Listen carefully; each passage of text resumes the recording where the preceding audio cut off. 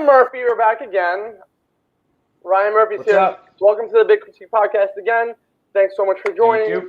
Thank you. While we're going to get into, the future of construction and kind of like the world, I want to make a few prefaces of what's going to happen in this podcast in the beginning. So for everybody who tunes in, these are all just our opinions of what's going to happen. Nobody knows what's going to happen in the future. And neither me or Ryan probably know every single side to every single story. So we're giving our perspective. Right? We're giving our perspectives on things. So that being said, I have a little game that I have challenged Ryan to play with me, and he's going to go along. We both have some beverages with us. Pow! I got a little chaser too.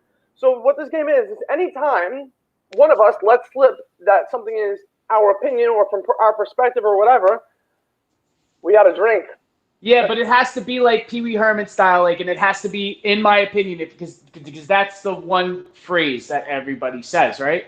Yeah, everybody says that, in my opinion. Nobody really says, from my perspective. When they do, it's like, all right, you tried to use a different phrase. Okay, you're making an effort to not just, imply your opinion. Yeah. Yeah. Oh, cheers. So yeah.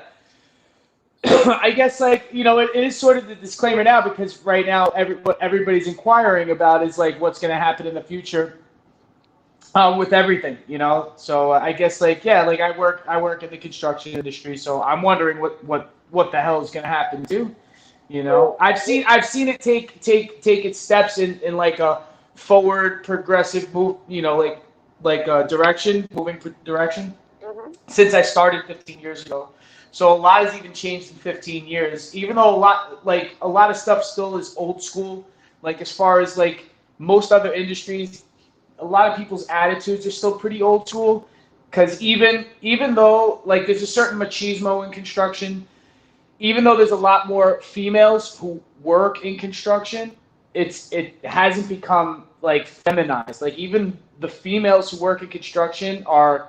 They're tough. You know what I mean? They're not, yeah. Some of them more tough than me. 100% more tough than me. Some of them have a better resolve than some of the dudes coming into the industry off the bat. You know, and starting from the beginning. If I could just start where it goes in the timeline. I came in as an apprentice at the very beginning. I had 2 years of college after high school. And, when you're at that early 20 stage and you're trying to figure out what you want to do for a living, that you do have more options than just going to college. And in the late 90s, early 2000s, most people were really pressured to go to college over going into a trade or a professional school, professional training. That doesn't have to be the building trades. There were plenty of programs nurses' aides programs and stuff like that weren't, a full-on college, that you could have probably had the alternative to do, that a lot of people didn't take it first. They'd rather go to the 4-year college, right? So a lot of my friends did that. I know I attempted that, and it wasn't for me. And working with my hands and my, eventually, and also with my brain was probably the better option for me. And a lot of other people didn't see that. Now people more so often now are getting into the trades because they see that it could be lucrative in the future. You know what I mean? There's room for growth. So, you could climb a ladder essentially from starting at zero. And I've watched people do it who weren't relatives of people, who weren't put into favorite positions because they happened to hold a status or were related to somebody or were recommended by somebody. I've seen people who started from scratch, who became successful, Who didn't climb? I think you're trying to say who didn't climb a ladder as a result of nepotism, their daddy wasn't somewhere high up, and they were bring him on up. Nepotism's a word that I hear used a lot now, and it's that's because I understand the whole topic of white privilege and stuff like that, but in construction, it's typically it's been immigrant driven for over the last century, so pretty much it's. In the nepotism with that, it's not so much race, but whatever culture is dominating from the immigrant, wave of whoever is the next person to take the baton So maybe it was the Irish and then the Italians and then you had a lot of people from the Caribbean for a long time who were getting and Spanish speaking Caribbean, English speaking Caribbean, and now you have a lot of Mexico, South America, and like the baton gets handed from generation to generation to the next group of immigrants who end up coming into the construction industry. So you do get a lot of relatives of people for example, you could have a foreman with a company who happens to be from, let's just say, Jamaica, and his nephew is the apprentice on the job, and that's common. Or off the boat Sicilian guy who's the tile foreman. His son is a foreman with the company too. You know what I mean? You hear a lot of stuff like that, which it's encouraged, and I like keeping it in the family kind of thing, so that at least on an individual basis to teaching your children, you could hand a skill down to them, But as far as favoritism goes, I have had family in the business who I did not work directly with or together with that, there was an ethic that says, like everybody starts from the bottom and your worth is what you make it. So you could move yourself up in responsibility and be rewarded for that. And this goes union and non-union, because you could be rewarded in non-union as well. Although I'm a union member, I know people who have gone the non-union route and who did succeed, although they may have not have profited it as much as they would have in the long run in the earlier stages, especially had they not gone union. I started as a union drywall finisher, and I'm still a drywall foreman for the company that I work with now. But when I started as an apprentice, I came in totally wet behind the ears. I thought I knew I was getting into, because I thought I know what sheetrock is. Yeah, I've seen it in a small scale. And then the first job I went on, I seen miles of boards that were just going forever. But it's a good choice to get into, especially now, because the thing is, office jobs, who knows what's going to happen now, Mark, with the pandemic, with how people are going to be working in the future. You're going to get a lot of empty office space, which could also affect the construction industry. I work in commercial construction, so that could affect me a lot in the long run, but I'm getting ahead of myself. But it's still a better option to go into the trades or to go into some sort of a mechanical trade, because there is, no matter what, as long as you got that skill, you can make money. There's always going to be a demand for maintenance, because shit needs to be maintained. There's always going to be a demand for mechanical and infrastructure.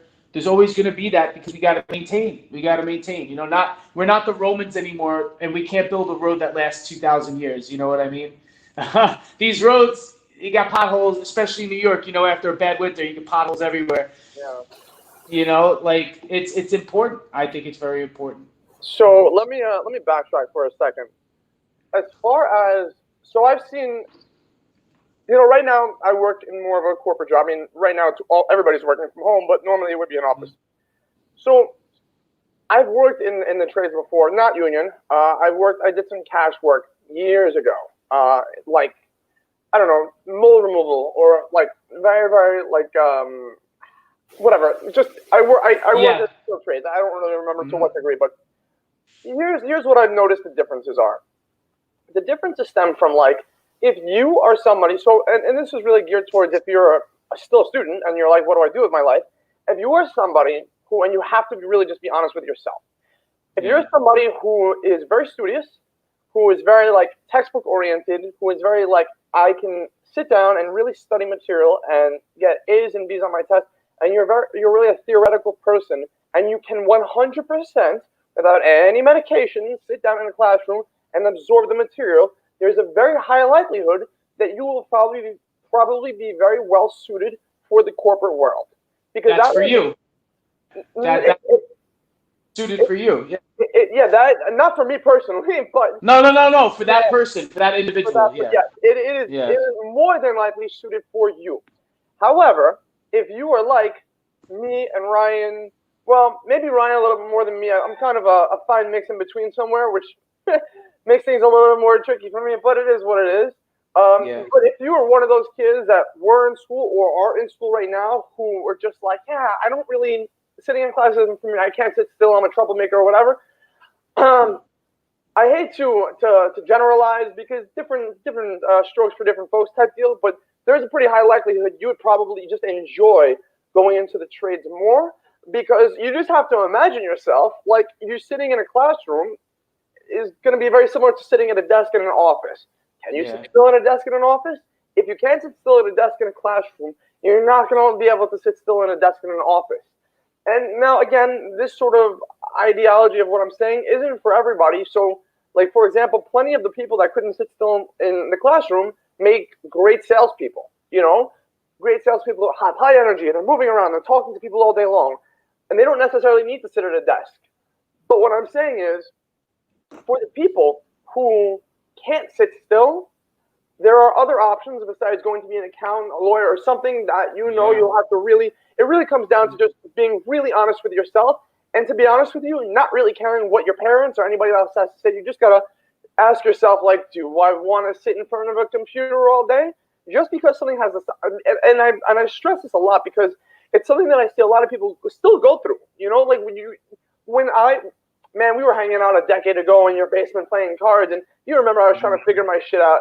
And in those days, we didn't have information flowing around. I sound like we're our parents 20 years from now, but we didn't have information flowing around the way we do right now. You know, so it's just like, there's not really, at the end of the day, the difference between sitting in a cubicle and making a salary versus what you do. You're on job sites and you're running jobs or whatever. To be honest with you, there's not that much of a difference at a highest level, except the fact that you're standing up versus someone else is sitting down, because we all deal with bullshit. We all deal with there could be sit down jobs in construction also. I know there are a lot of PMs and supers who, you know, attend a lot of meetings. They do walkthroughs, but they're not working with their tools or anything like that. And you know, and I knew some PMs that had like 2 office days a week, and then the other 3 days would be all over the job site. So they're still being active, like still very active. Even if you're a desk, even at an administrative level, you know, there is some sort of like physical activity involved as far as like walking. You're not lifting any heavy loads or anything like that though, but you know, it's definitely for a different kind of person. With me, the appeal, right? And I it's not that I have like I just want to drink. You know? Yeah. Go anyway, in my opinion. Yeah. Just to get the ball rolling. Yeah, so I mean, you know, like I worked on plenty of commercial projects where you're building several office floors for a company, and there was one in particular, right? My mom, she used to work for this organization called the Population Council that works with the World Health Organization, the United Nations, yada yada yada. They do they participate in the census and all that stuff, and disease control or whatever.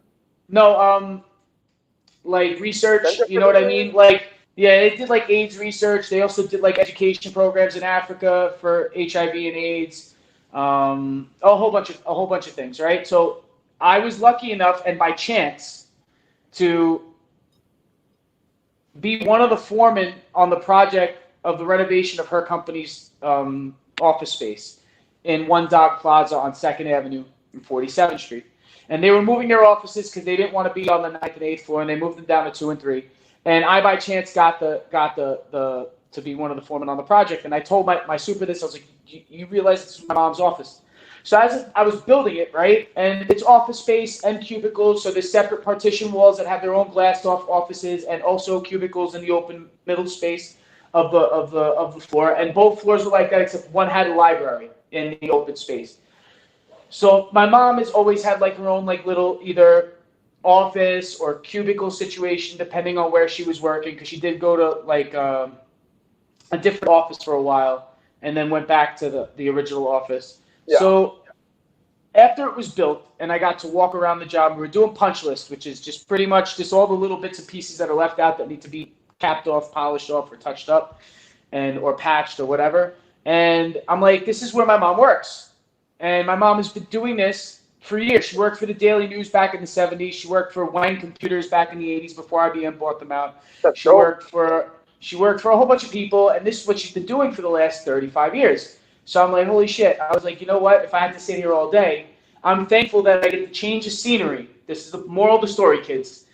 That I get to change of scenery every couple of months or every couple of years when the project is up. For example, I was at St. Luke's Hospital for 2 years, and then when that project was up, I got the next big project after that, and I was at Citibank on Greenwich Street for another 2 years after that until I moved to Florida. I probably would have been there for another 2 more, but I like the change of scenery. So that was also a little bit of an incentive in moving to Florida because I was like, okay, I won't have to be on that project for another 2 years because you want to see things completed because that's how it is. It's like when you have the desire to feel productive or you feel like a personal satisfaction by being productive, you get when project completion, it's almost like a little party in your own head. Even though there might be like a lunch or something that you go out to with the crew at work. Or they get sometimes the GCs will have like a lunch party or something like that at completion.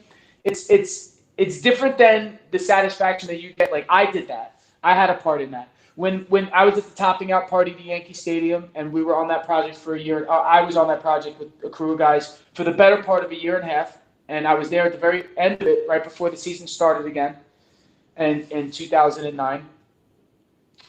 It was a great sense of satisfaction as a Met fan, to be on the Yankee Stadium project, to be part of like baseball history. It's like a shrine to baseball. It's almost like like if baseball was a religion, it would be like you're in the like one of the major cathedrals or the Vatican even of baseball. So it's great when you work on these projects. That's one of the best things about the construction industry. Especially if you work on big projects and you work your way up and you're not doing just like. Not like it's not satisfying doing like private residences and stuff like that, but when you work on a big, huge commercial project that's like a monument that people go to see, it's one of the best incentives that you get to bragging rights. It's like, yeah, I was on that job, and only a select few guys are on that job. So there's like, or gals who are on that job. So you get this camaraderie with the men and women who are on these projects being like, yeah, I was there. Oh, I remember you. And you remember the 1,000 people who were there, just even if it's by face. Because you walk past these people all the time. With social distancing now and what they're doing in construction, that may not be the same because of how they really want you to keep distance. So, you're not far enough, Ryan. This isn't a 6-foot distance, Ryan. This is get away from me. Digital distancing. All right. I see what you did there. It was good. I like that. It was funny. This is about 6 feet in perspective, right? I'm trying to. It's hard with the camera to gauge, but yeah. Could you touch my hand? Oh my God! Did I? Right there. All right. That was good. It's okay. No, but yeah, I'm just saying, like honestly, like now it may be different. It may change the whole landscape of that kind of camaraderie on the job because you're not able to have that contact. There's no going to lunch with the boys, and you know what I mean. There's no going for a couple of drinks after work. You know what I mean? All that stuff, and that goes in the corporate world too. Office people are the biggest lushes. Oh my God. They go out all the time. And the thing is, morale could be changed by that, especially if you're working in an office environment, as I know it will be in a construction environment, Yeah. Being able to... I used to your point, when I worked down in the financial district, I was still, web designer and developer. There were so many times when, like, higher-ups would just be like, so... It's St. Patty's Day, or it's the Irish Day Parade, or whatever. It's 9 a.m. Let's go downstairs to the bar first. The Irish Day Parade? Did you just say the Irish Day Parade? St. Patty's Day Parade. That's how you know I'm a Jew. Okay, the Irish Day Parade. I messed up, man. Okay. Up. But all right, so yeah. We're talking facts here. Everything we're saying is set in stone in history. We are like we are the authority for everything in life. So what I say goes, right? But anyway, I hope I catch shit for this. I want to. I'm just tired of having to say, hold on. I'm tired of everybody having to stress, it's just my opinion. It's just my opinion. But you want to know something? Yeah. Like, what is saying goes? You like this one. Opinions are like assholes. Everyone's got one and they all stink. I don't know what you're talking about because I have a bidet, so my asshole always smells fucking fresh as shit. Okay, well, congratulations on the bidet. Actually, that's a lie. I don't know what it's. I don't smell my own butt, man. That's nasty. What do you think? No, but I'm just saying, like, what right. comes out of a butthole, shit comes out of a butthole. So it's presumably it doesn't always smell nice. No. So opinions are like assholes. Yeah. Everyone has, and they all stink. Yeah. So let's talk about something for a second. Let's. So you've been in the construction industry for a while. 15 years. Yeah. From what I've seen in the different layers of tech and how different industries have emerged into it, it like integrated themselves into using like apps and digital things to optimize their business process. Now, I've seen some cool things. Yeah. Now, what I don't know is I don't know what the construction industry has integrated into their into like the daily like business flow, application wise. Like you obviously still see construction workers. The same thing you've been seeing for the last 20, 30, 40 years, whatever. The guys in hard hats, they got tools in hand and they're going in.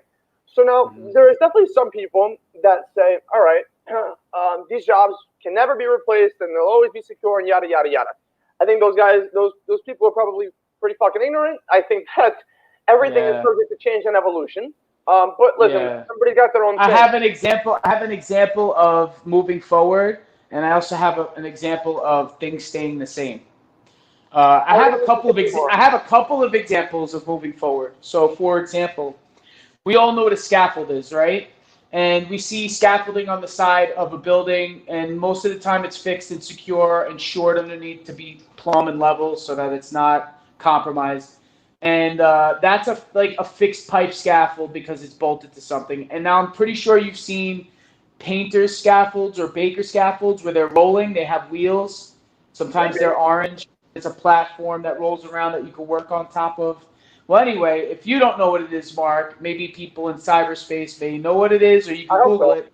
A Perry scaffold or a Baker scaffold, or New Wave makes their own rolling scaffold. Well, anyway, there is a huge issue with mitigating safety now on job sites as far as safe, workable platforms that are movable, easy to break down and stuff that are not fixed, right, to a wall or a surface or pinned down. And there have been accidents. I've witnessed some.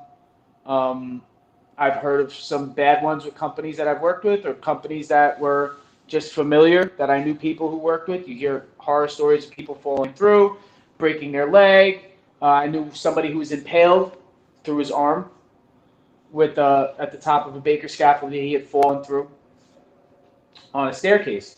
And they have now, and most of the time that these accidents are happening was because people were surfing on the bakers. They were taking the brakes off the wheels and just sliding like 6, 7, 8, 10 feet up in the air just to get from point A to point B, or grabbing on something and then pushing themselves over, compromising their safety, and a lot of guys got injured like that. So there's this company in Ohio that makes this product called the Power Snappy, and what the Power Snappy is that movable. It's a movable baker, but it's not. You don't manually move it. It has a motor that rolls it and locks it, and it has safety railings so it would stop it from falling into a pothole or something.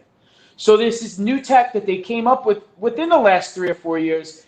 Company that I worked with in New York, they were the first company in New York to really use them, along with Turner, was also a general contractor around the world, who was also, from what I understand, buying these things.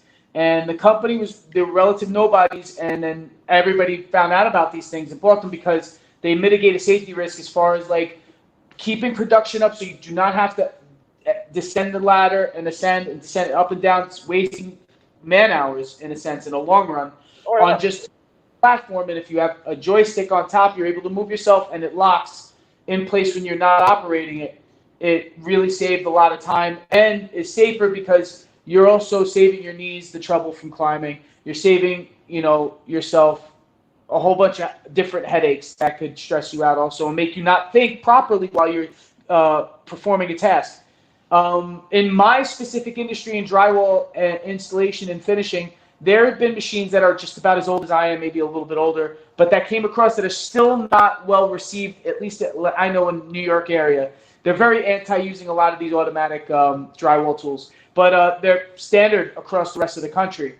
So I made it my point when I was an apprentice to learn how to use these things and good idea.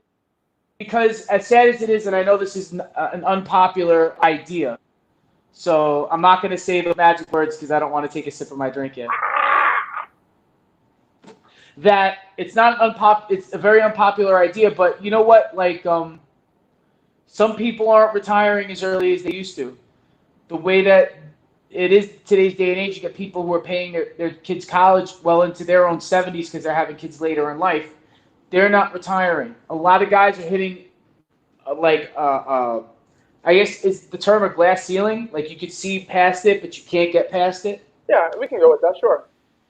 So you're not able to really grow after a certain point. And usually what would happen, there was a changing of the guards back in the day from one generation to the next.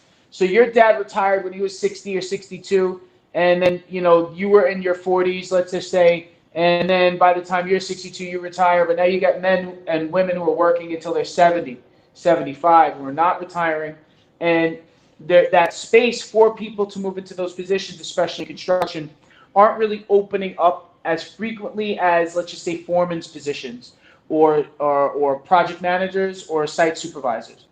So you get people who are hungry for that position, but then also, dude, this is one of the cons with the construction industry nowadays. Aside from construction is not recession proof. You know what I mean? When the recession is over, there's always a massive surge and everybody profits within the hierarchy. But when there's recession and there's no work, everybody pretty much suffers. And that's sort of what I'm afraid now with the whole Corona thing. Well, yeah. But so I wanted to ask but technology is moving forward, and it hasn't really taken many jobs, because honestly, there are way more carpenters and tradesmen who are fucking working now than there ever were before. And everybody was afraid of the screw gun when they introduced it back in the 1970s. And Black & Decker screw guns were hated by a lot of people who said they took their jobs. But those motherfuckers were screwing off sheetrock boards and framing walls and fucking doing all the shit that they had to do with the screw gun in the 1980s, and everybody was working. You understand what I'm saying? So nothing had to just stay hammer and nail. You could move forward. Now everybody, even homeowners, just your average Joe owns a power drill or some sort of a screw gun or something. It's a typical thing to have. So it's not something that would really destroy jobs in the long run. The Baker scaffold isn't taking anybody's job away. You know what I mean? That's my opinion. You have to move forward to make money also, because the more profitable company with the more, You said it. Sorry. The rule. Yeah, I just wanted to finish my thought. I was going to do it at the end. The more profitable company will be the one who will move on into the future and have longevity, and that's the guy that you want to stay working with for the long run, just in the future, just how things go, just to have somebody take you through. I mean, don't get me wrong. It might be better for you and in your best interest to go from one company to another or whatever, or maybe look for another job in another area of the construction industry. But really, if you want to stick with somebody, it'd probably be better off for you. And if you get a chance to be with the company who are actually making strides to be more effective in what they do and keep up their quality, they'll probably stick it out longer than most of the other ones, as long as they're not fucking around with the money on some shady shit.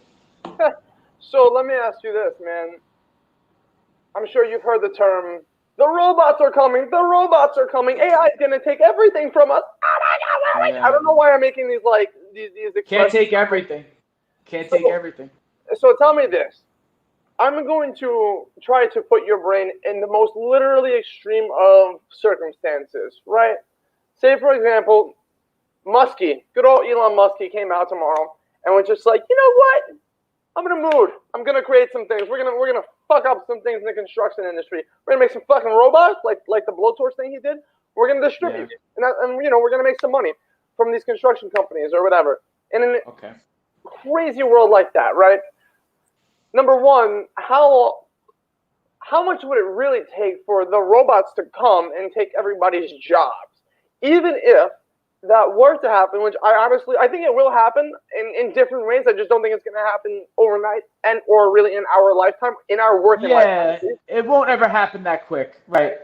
Yeah. So, but anyway, if you had to say, all right, and I honestly, I don't think this will happen that even close to that rapidly, because it seems like the construction industry and there's a few different industries that are the late adapters on things, construction, finance, things like that. Those are the industries that people kind of just stick to what they're with, and I saw it with web design and things like that. But in a world where it was a fast adopter, right?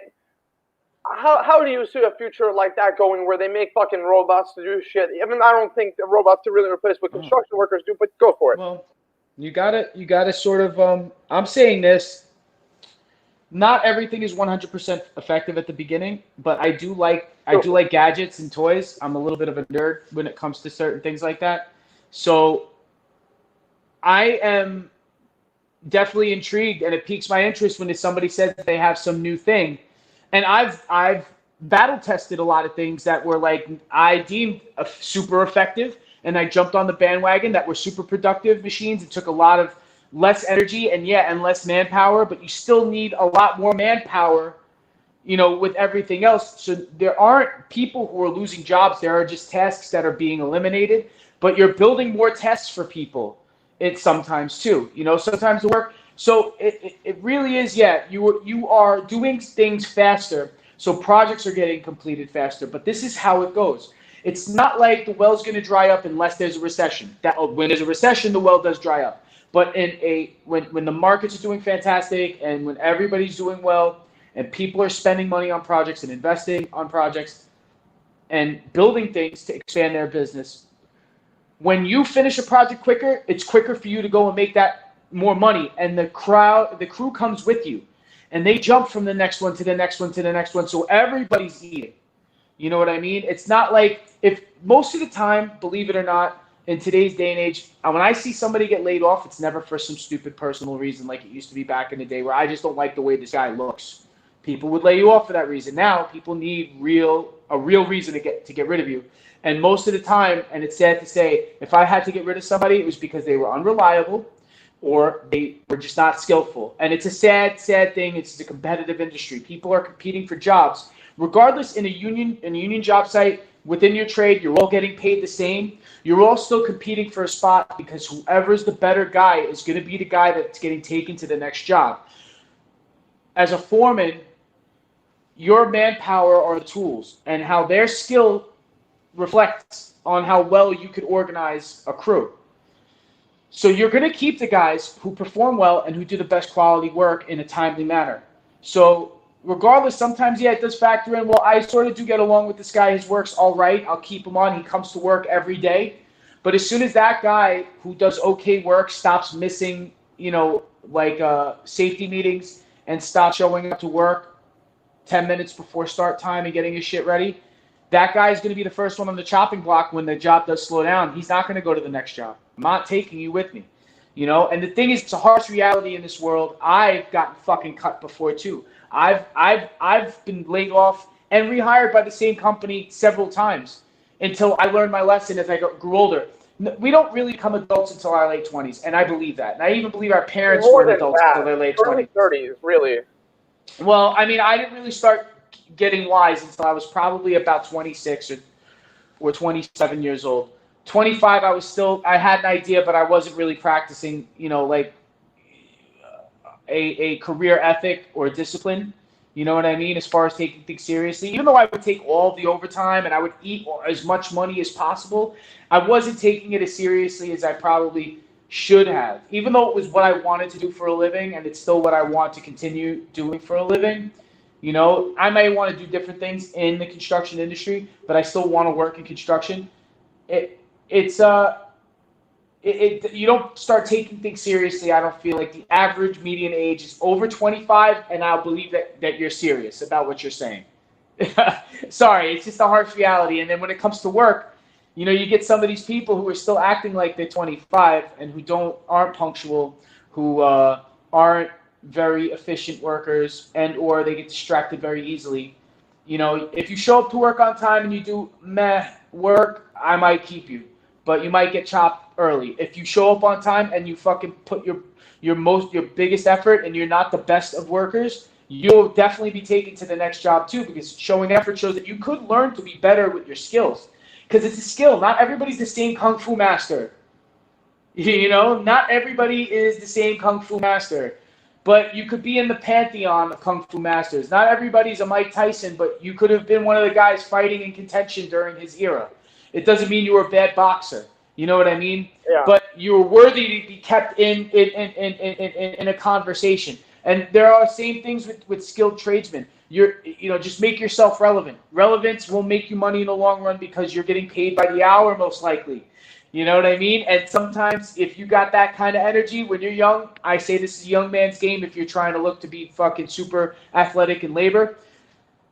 If you have a healthy body and a healthy mindset and you're disciplined and you keep yourself healthy, you could fucking make a lot of money very quickly early on. I've seen guys break the $100,000 mark who were not in any sort of a position of management, who just took all the hours that they were and they did what they had to do and fucking, you get a guy like that, like you would, all right, we're working 3 hours tonight. He gets his shit done in 2 hours and 15 minutes. You could go home. And he's going to leave 45 minutes early and you're going to get incentives like that just because you should be rewarded, Yeah. And you know what I mean? And it's good. And most of these companies, most good companies, non-union, also have 401ks and health benefits that they provide to their workers. With union jobs, if you get a union fucking gig, more power fucking to you because then you get a pension sometimes, an annuity. But you always get a pension. You get like a pretty fucking good health plan. And you get other like incentives and stuff, and they protect your health and welfare and stuff, and it's good. And if you lose work, you get laid off, you get put on a list, they send you out, and they're more fair now than they used to be when I got in. I started with one local union, they got broken up by the feds, and then I was absorbed into the membership of another union because the court said they had to. Well, so it's not without its drama. It's not without its drama, but you want to know something? Even in corporate America, corruption is rampant. Yeah, there's nothing without drama. There's a few points I want to circle back to. Like, really good points that you made. Number one, from everything that I've seen, you said before, like, you would definitely keep on somebody who came every day and really put their first foot forward and really tried and gave everything every day of the week. Maybe, I don't know if you would keep them over somebody who had raw talent, but you see, everything that we've learned so far, Michael Jordan, I think he was gambling, or he is, sorry, he didn't die, but he's still with us, everybody, he's still with us. He didn't, he was back in the day, I heard, like, either an alcoholic or a gambling addict. Well, he was a drinker, but he was, and Charles Barkley, they were both pretty big gamblers, yeah. Man was when you're making money like that, you can afford to lose a few $1,000s a night, but it's almost irrelevant. Million? Like he was down $1 million one night. There's legend has it he lost $1 million in one night. Just casually gambling, Mark. Casually gambling, lost $1 million. And crazy thoughts, right? You remember how fucking shitty we would feel if we lost $100? If you lost $100, you'd want to commit suicide. This guy lost $1 million. Like, man, I'll sell another 100,000 shoes. Yeah. I remember those days. I remember where we would be down $100, $150 in the night. We used to play in your basement, and we would just like be all depressed. Now it's just like, all right, well, in hindsight. But anyway, what I'm saying is, those guys, anybody, Mike Tyson too. Those guys didn't get to be like the names that they are because they like woke up one morning and they had this ridiculous amount of talent. No, they worked. They worked. They did that because they really worked more than literally. This is the part of the game of life that I've come to realize. You know how you get to be one of those fucking household names? You outwork everybody else. Because by outworking everybody else, eventually you develop rapport and talent, and people see that shit, and they respect that shit. So you show up every day, and you outwork everybody else, and you have to do it for years on end. I realize that the difference between a mediocre... Listen, whatever you want to do in life, that's up to you. But if you do want to be, at the top of your game, there are absurd sacrifices that have to be made. I think to myself, I'm trying to make them, as much as possible. But every day I think to myself, I could probably be making more sacrifices for what I want.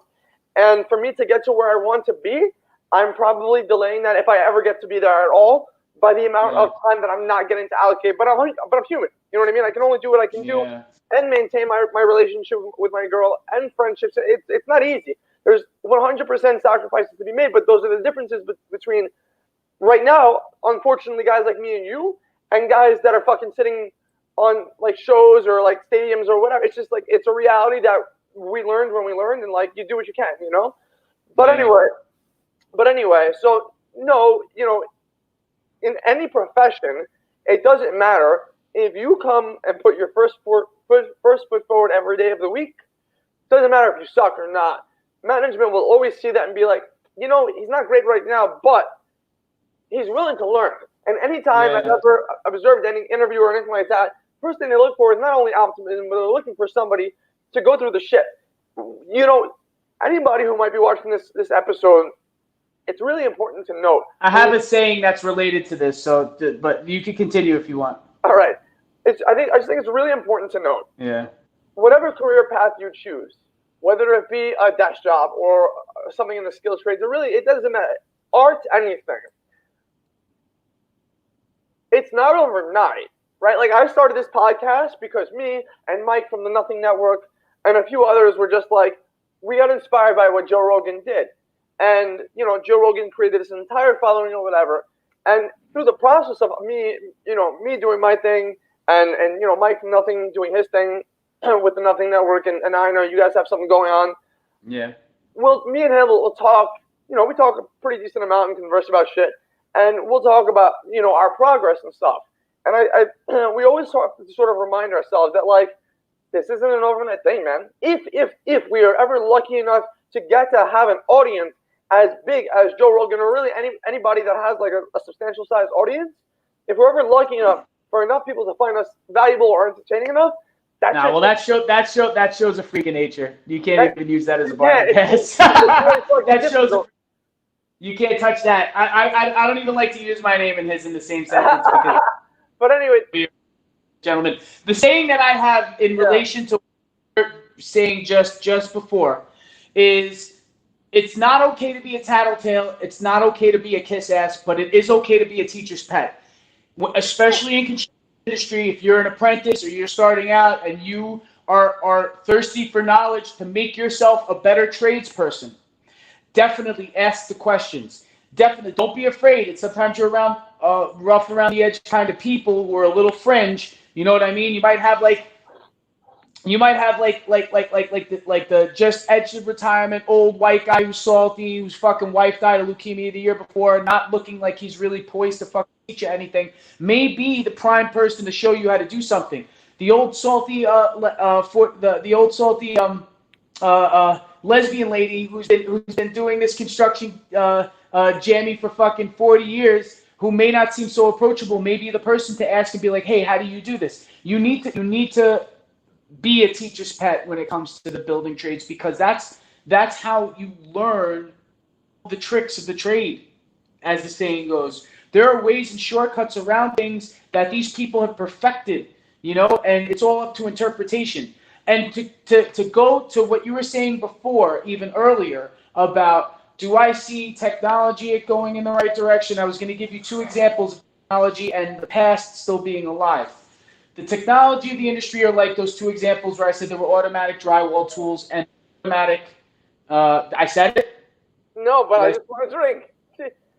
It's Saturday night, baby. It's Saturday night. Cheers.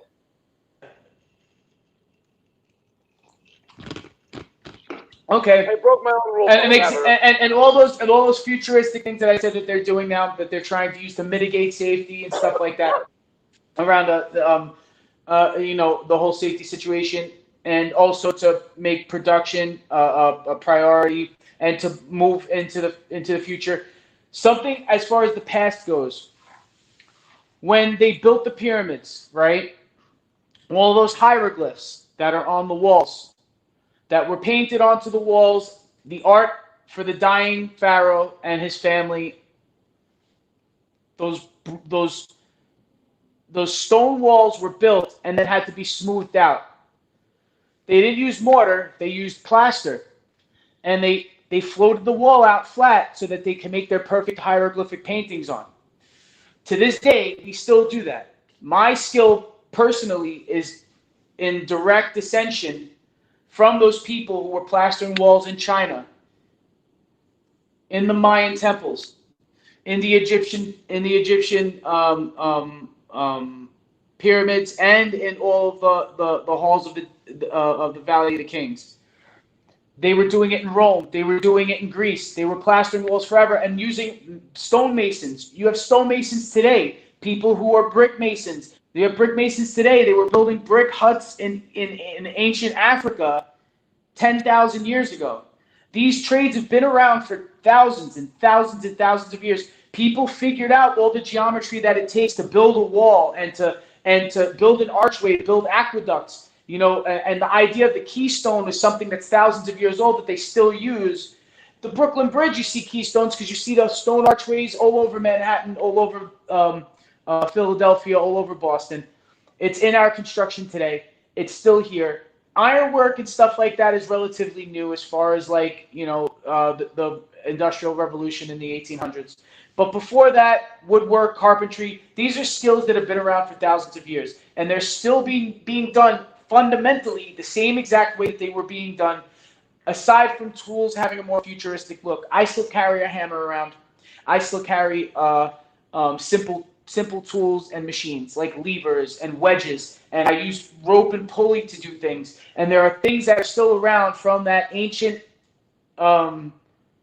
method of labor and of mitigating weight and getting around safety. Scaffolding has been around forever. They were building scaffolds around the pyramids to do the fucking pyramids. Dude, these things have been around forever. So there are things that are coming into the future, but to say it's ignorant to say they're going to take all of our jobs and there's going to be no more manual labor jobs that you need skilled tradesmen and women and skilled laborers for. When these people have been around for thousands and thousands of years and are still in their numbers, still here, all over Asia, all over Africa, all over Europe, all over South America, all over North America, all over Australia, New Zealand, there's people building shit in Antarctica. They're everywhere. We're building shit everywhere. We're fucking like a giant colony of ants, and we're just expanding in number. So we're gonna keep building. These jobs will still be there. People will still be building stuff. The you know, like certain things like paper hanging. Okay, unfortunately, a lot of people don't buy wallpaper anymore. That's a trade that sort of dwindled in New York City. But when it becomes popular again, it's gonna be a demand in people that hang wallpaper. Most of the time, it's painters who do it. You know, I might be called upon to do certain things like that in the finishing trades and stuff. But even still, there is still ancient influence in construction to this date, as well as there being a lot of futuristic, you know, like influences as well. They have this machine. I call it this layout machine. Now, typically you would look at a blueprint and everything would be all, you know, marked down with the proper measurements and stuff and elevations and, you know, reflections, all that stuff. They have a machine that could literally go to an open space, a demolished space, and the lasers would just shoot out in all the different directions, and in a few minutes on your tablet, you'll have the whole floor in a 3D rendering laid out. Transparent, like not like built, like to where, you know, you could build a 3D model of a finish if you wanted to. But right then there, you'll see where every wall sits, and where one print, the plumbing conflicts with another, and you could troubleshoot through the whole thing on the right there in the moment, instead of coming 4 months down the line. The wall's built. Why is the pipe fucking fixed outside the wall? Why'd you build the wall where? Because the wall was laid out here. The pipe is here on their layout. We were looking at two different prints. This guy didn't get the revision. The revisions could be done in the field right then and there. So yeah, you know what? Like, there'll be better things because you can make yourself more efficient. And what efficiency does is it keeps you safe in the long run too. The more efficient you do something, and the more attention to the detail earlier on, gives you less of a headache in the future. And a lot of guys and a lot of gals die in the construction industry because of fucking stress. So if you can take stress out of the fucking equation, you know, or unneeded stress, and you can trim the fat off like that, people will live longer just in general, because, you know, stress is a killer. It is a killer. I will cheers. You know what? I don't want to cheers to that because that has a negative connotation, but enjoy your drink. What I was going to say is, you know, one thing that I definitely want to point out is, for those of you who may be watching this, because I'm thinking back to when I was trying to figure out what do I do for a living, you know, and I still live with my parents, and I really dragged my ass on making a decision because I didn't want to make the wrong one. I didn't want to allocate my time incorrectly. Even though little did I know I was just wasting time not making a decision for years. Mm-hmm. But anyway. Yeah. So what I would really recommend to anybody that is in high school especially, or in the early years of college, and you really don't want to sit in a fucking classroom and you're really just not down with it, you can really just go right into a skilled trade, pass all the tests and all that stuff or whatever. Sign up. Get all your get all your certifications and stuff. You know what I mean? Try to look for an apprentice program. Try to look into trade school. You know what I mean? Even going into heating, air conditioning, electrical. Electrical is. Hey, listen. If you're okay with doing math, get into electrical. If everything else sucks, but you're good with the math, go into electrical. I'm telling you, it's lucrative. It's very good. It's very good for the pockets. You got great work there. Great work in the electrical. Great. No, but on a serious note, though, like I know a few electricians. One of my closest friends is an electrician, and listen, nobody in the let me just say this: nobody, when you first start a job, very few fields are making $80,000 to $100,000 a year. Very few, and if you are making that much when you first start out, you're either A, a drug dealer, B, you owe an exceptional amount of money in student loans, an exceptional amount. Like it's just very rare to start off your first year in any career making like that much money. So almost it almost equals itself out, you know. So it's like any career you start off with, more or less, you're gonna be making like a little because you don't really know that much. You're not that fucking valuable yet. I'll tell you what. In the union building trades in New York, most apprentice programs are 3 to 4 years. You do have some that are 5, right? But most are 3 to 4 years. You're at top pay after you pass your 3rd year. So after your 3rd year is completed, and you've made your class hours and work hours, you get your final raise to mechanics pay or journeyman's pay. And when that happens, you're making the same as the dude who's been working 20 years. There's some resentment with that because young blood, guys get competitive. Like I said, it's competitive. You don't have fighters fighting into their fucking 40s and 50s, and the 25-year-old fighters are going to be the guys that shine. It's the same thing. It's a physical industry. You have a window of about 25 to 30 years to really make it happen. You see guys kick ass into their 50s even. But when they're starting out, after about 3 years, with enough overtime in New York City, you could be making 6 digits. Hell yeah. I got a few people making around 140, 150K a year with not even that much overtime as electricians. Like it's very easy. And when you lump everything together, you're also getting, it's not only your hourly rate, you're getting that, and then when you get your W-2 at the end of the year, you may have made $93,000, but you also had a medical package paid forward to. You also had a pension paid forward to, an annuity that could equal up to itself up to $45,000 without overtime. And then you have a vacation fund that's put in that most guys average could get up to $10,000 a year. They could get 2 $5,000 checks twice a year or 4 $2,500 checks a year that these guys get. And that's what they get. And you know what? Do I think, they're overpaid? No, I don't. Because you're not the one swinging fucking 40 feet off the ground to your death. Because as much confidence as you have in your fucking D-ring and your fucking clip, I know people who rappel off the side of fucking buildings. There's still a risk factor to your life, and these companies sometimes take life insurance policies out on you. So they can cash in on it no matter what. And your family's left without their mother or father, or sister or brother. Or father or mother, or whatever, or friend. But I'm just saying, like, you're compensated because of the risk factor and stuff like that, and all the chemicals that you're working around. So you can easily make that much money, Mark. Yes, you can make $150 and not even being in upper management. But you are spending a lot of hours sometimes, to make that much. I knew guys who broke the $200,000 mark, but they literally lived on the job site for a year plus, But you can easily work a 60 to 70-hour work week in the corporate world too. So, bring in the amount of hours that you trade for time, that's applicable anywhere. But what I think is really important to note, once again, if you got to just be realistic with yourself. If you think you can handle working in the skilled trades, you won't have student loans. They'll even pay for you to work while you're in school. I really think it's a great deal. And unions, Mark, right? If you go and you start out as an apprentice, they have offers for you to go to college with scholarships and sometimes grants that you could get for being a union member to go to college for construction management or for architecture. And if you really want to advance yourself, sometimes they give you the opportunity to go to college.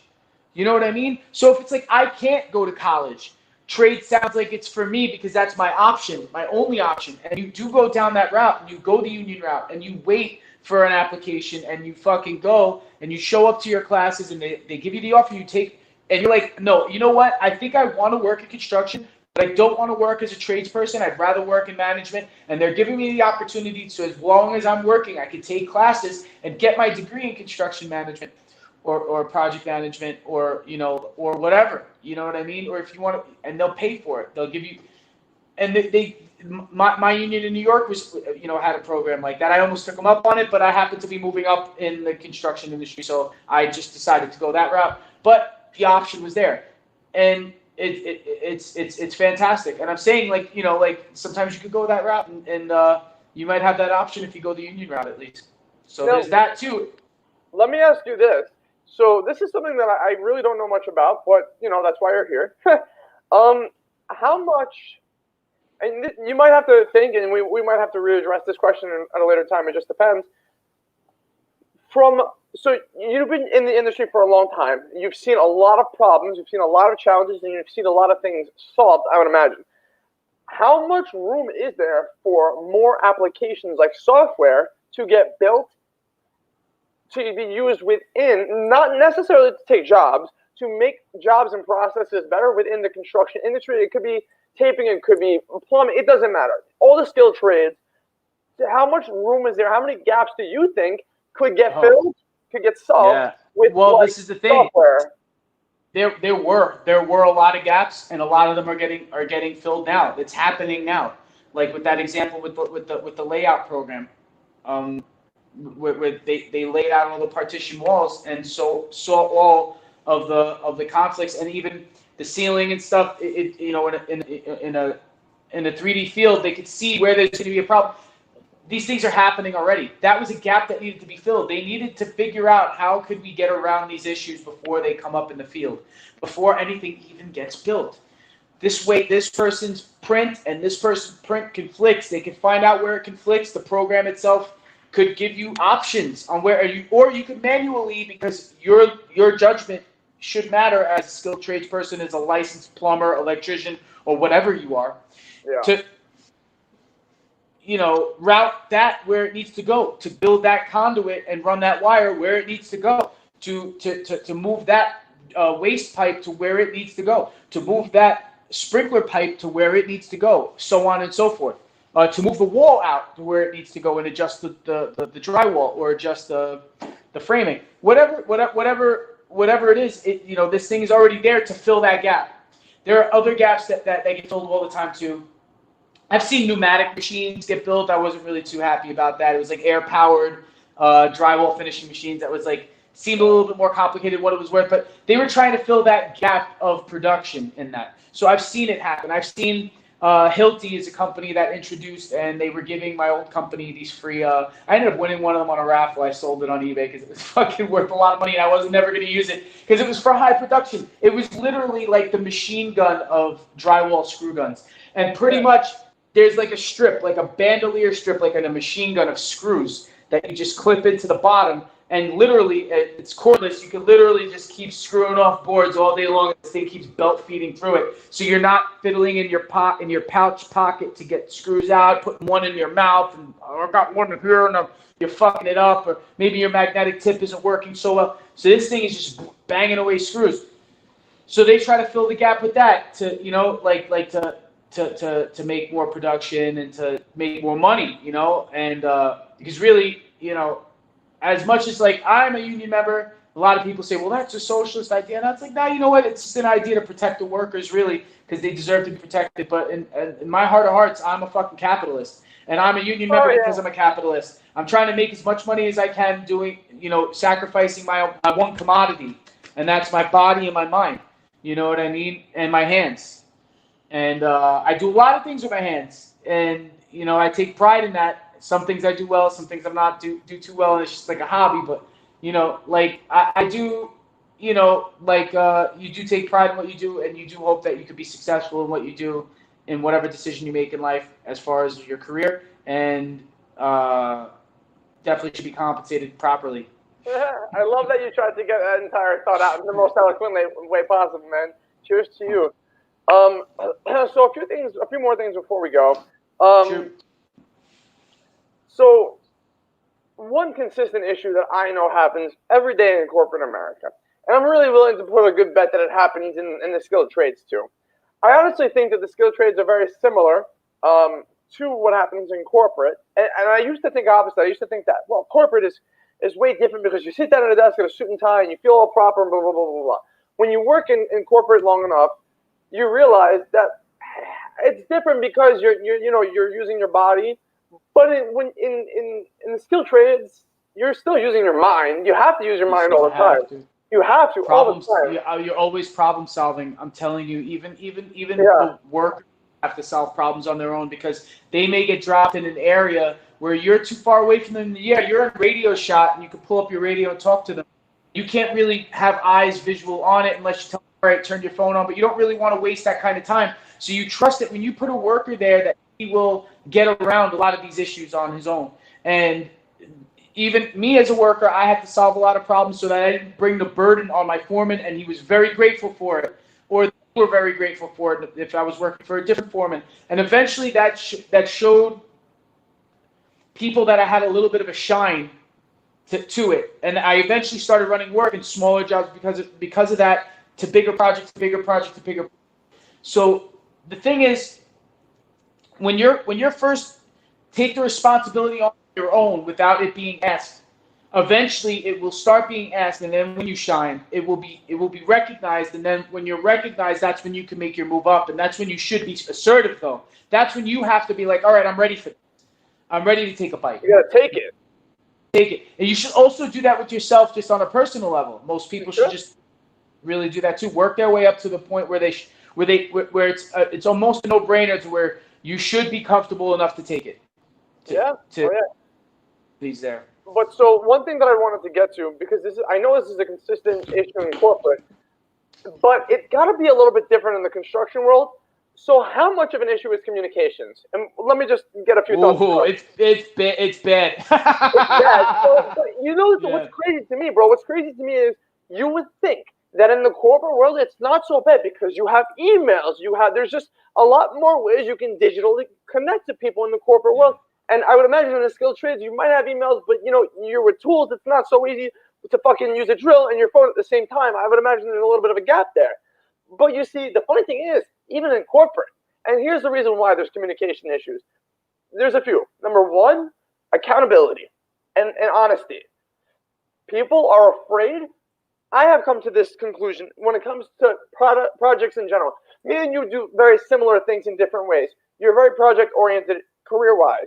And I get that because I am too. In the tech field, it's all projects, man. Projects, production.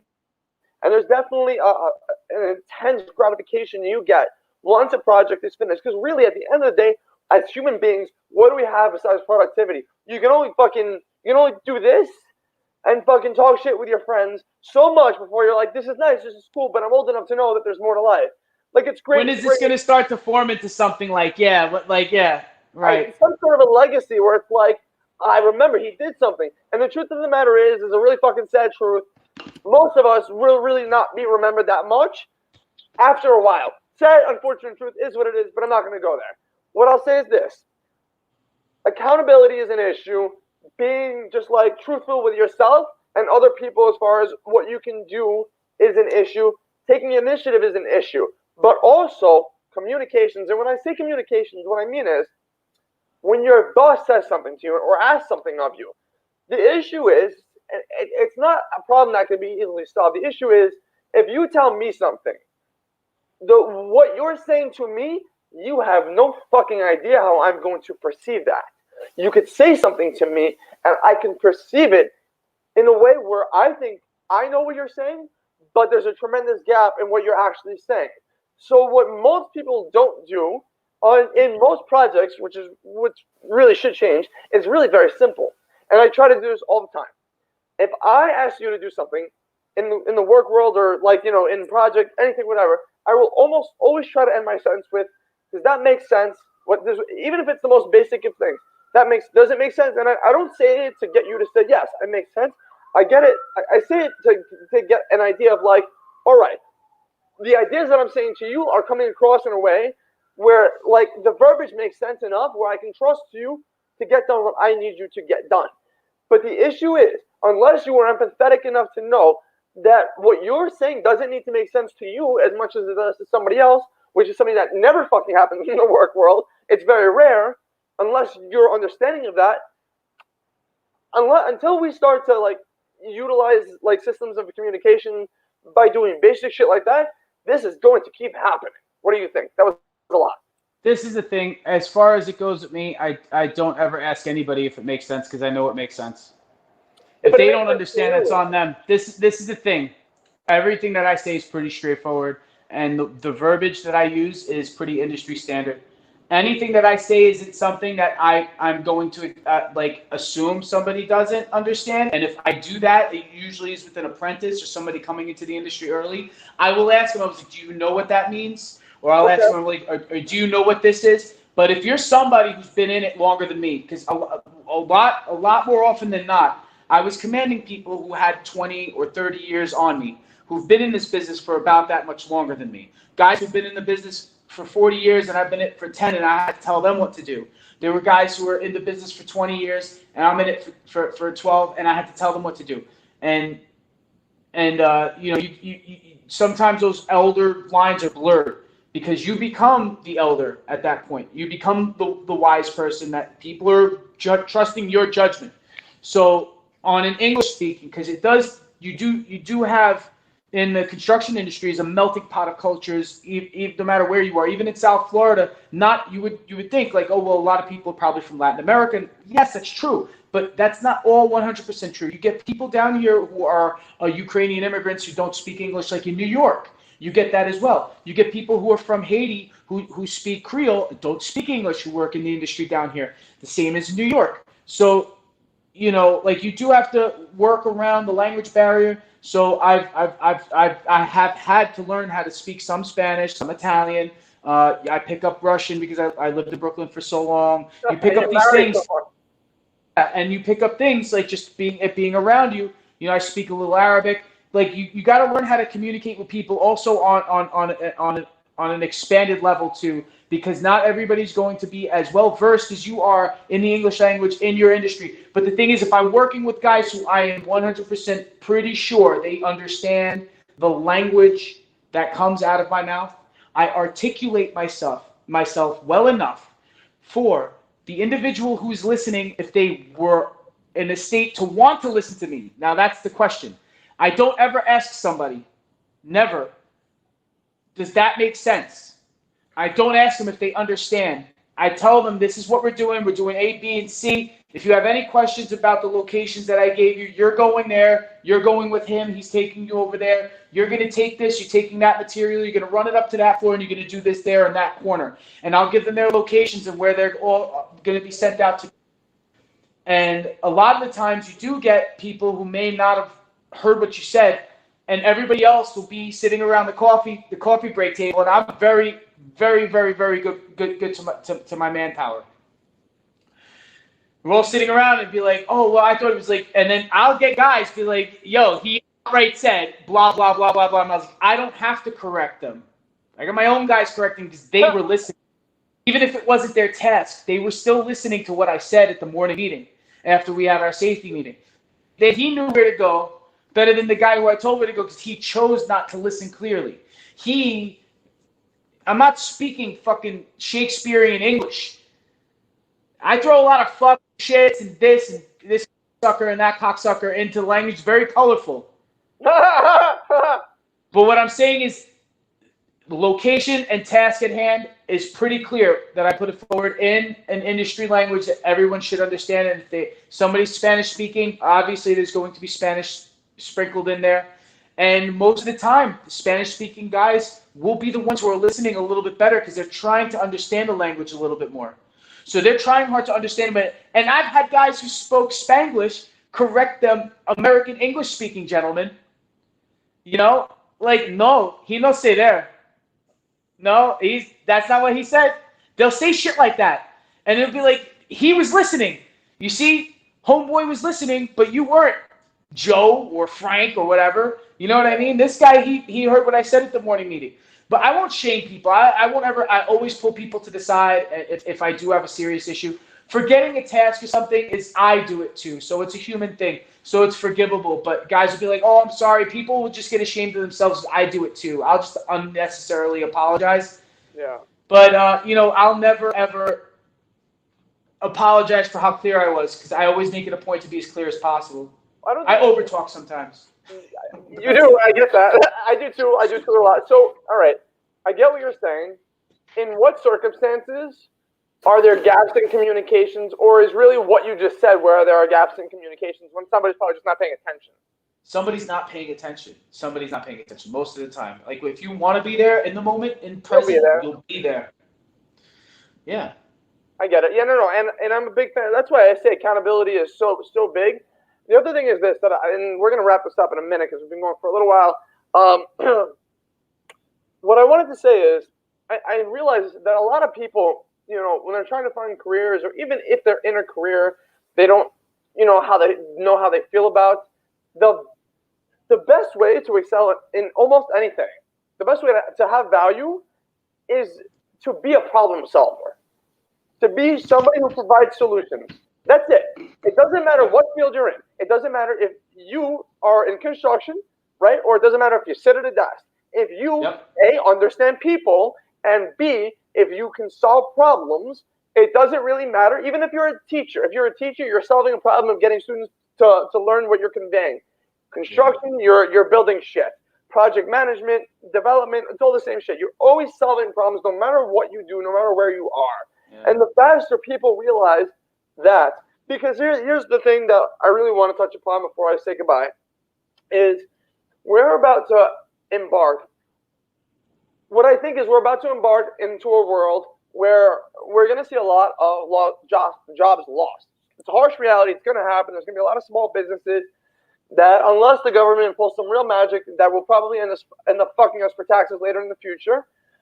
Anyway, small businesses are going to go out, and what people have said in the past is this country is going to be in a divide between the poor, the working class, and the upper middle, or just the upper class in general. So people want to know what it's going to take to get themselves or to get jobs that are recession-proof. There's no jobs. Be a valuable asset in whatever you do. If you are if you are a proven problem solver, if people can vouch for you, if people can say, Ryan, I know he's good. I would put money on Ryan doing this project correctly. Like, I would bet on that. That's how you get employment, because what nobody wants to realize is what a job it really, really is. At the end of the day, is the CEO of a company saying, I got $100,000 if this person is going to solve this problem for me. They're putting a bet on you. Yeah, incentive. They're putting a bet on you. And it's incentive for the person too, Yeah, they're putting a bet, $100,000 or whatever the salary is, bet that you're going to get this job done in the amount of time you're going to get it done, and that you're going to work well with their other bets, and that those bets are going to make them further profits on everything in a certain amount of time. That's what employment everywhere is, for the most part. Education, when you work for the public sector, it's a little different, but the private sector, so that people see, like, a lot of people are scared right now, the economy or whatever. You might go through some shit. You might, anybody, it doesn't matter what sector you work in, public or private. Right now, there is nothing that's called security. No, there's nothing. And I'm glad that we're seeing this, because for everybody who's just like, oh, you're doing this, you have a secure job. No, there's nothing secure. Listen, I work for the city, and it should be the most secure thing in the world. Maybe, but I'm not banking 100% on the fact that it's going to be. Anything can happen at any point in time. And that is just a harsh fact that the more people understand, the better off there will be. And I think that's why, that is the exact reason why people are saying, well, in my opinion, this isn't a fact. The harsh reality is, nobody knows the facts. Nobody. Like, you don't get an absolute in life. It just doesn't work that way. And the faster that people really understand that, and the faster they learn that they have to allocate time to making themselves better and not going home and watching 6 hours of Netflix a night and then getting to blame it. Well, nobody taught me that. Fuck you. It's on the internet. You could have found that yourself. Go fuck yourself. Like, no, you had the opportunity. Really quick, I lost my job, I don't know, 3 or 4 years ago. I was working somewhere I hated it. It didn't work out. And I lost my job. and I was down on myself. And my fiance right now, she was my girlfriend at the time. She was at my house, and I was really down on myself. And she goes to me, babe, I was really sad that I wasn't finding work the way I wanted to. I was like, what's up, babe? She was like, you need to shut the fuck up. She called me a bitch, and I was just like, what the fuck? She was like, let me tell you something. If my immigrant parents could come here 30 or 40 years ago, find work, and now her mom's a doctor and her dad has a good job too. They went through the shit. And they got to where they needed to be. Typical success story of people that work really fucking hard to bring themselves back up. You know, if they can do that and they didn't really speak very good English at all, somebody who has a decent head on their shoulders and who speaks the English language, shut your fucking mouth and pound out the pavement. That's really all it amounts to. It's not necessarily going to be that simple these days, and I get that. I do. But you'll get the job if you keep working at it. But if you keep going, you'll get it. Yeah. If you keep going through it, you will get there eventually. Yeah. You know, this whole episode is really to give people an idea.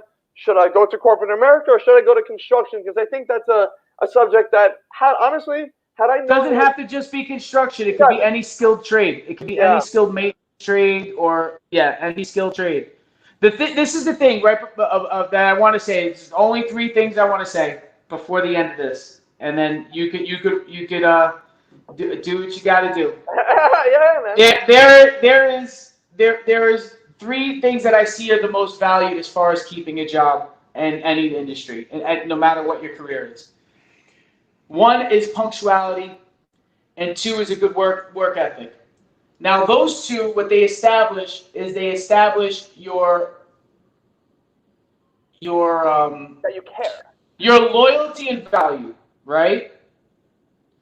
Because they establish your loyalty by being there on time because you prioritize being there on time or early or putting the extra time.